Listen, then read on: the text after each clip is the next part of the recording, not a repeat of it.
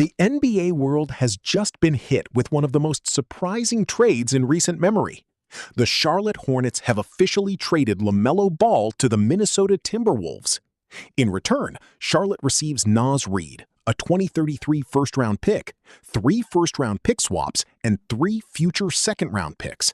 Meanwhile, Minnesota gets LaMelo Ball and Josh Green. At first glance, this trade feels shocking. After all, LaMelo wasn't just another player in Charlotte. He was the face of the franchise, a former All-Star, and one of the most exciting young guards in the NBA. Last season, he played 72 games, averaged over 20 points and 7 assists per game, and helped lead one of the league's most improved offenses. So why would Charlotte trade him? The answer is simple: flexibility and long-term planning. The Hornets already have an exciting young core built around Brandon Miller and Con Newpel. Instead of committing even more of their future to LaMelo's next contract, Charlotte decided to cash in while his value was extremely high. And they received a significant package in return. Naz Reid immediately becomes one of the most important players on the roster. He's coming off several strong seasons in Minnesota and gives the Hornets a versatile big man who can score inside, stretch the floor, and fit alongside their young core. The draft compensation may be even more important. 3 pick swaps, a future first-round pick, and multiple second-round selections give Charlotte additional assets to build around its young foundation. Whether those picks become future players or trade chips, the Hornets now have more options moving forward. Will Charlotte be better next season? That's difficult to say. Replacing a player as talented as LaMelo Ball is never easy. The offense will likely look different, and much of the pressure now shifts to Brandon Miller and Con Newpel to take larger roles.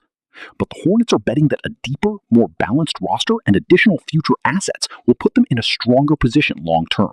Now, let's look at Minnesota. The Timberwolves clearly made this move to win now.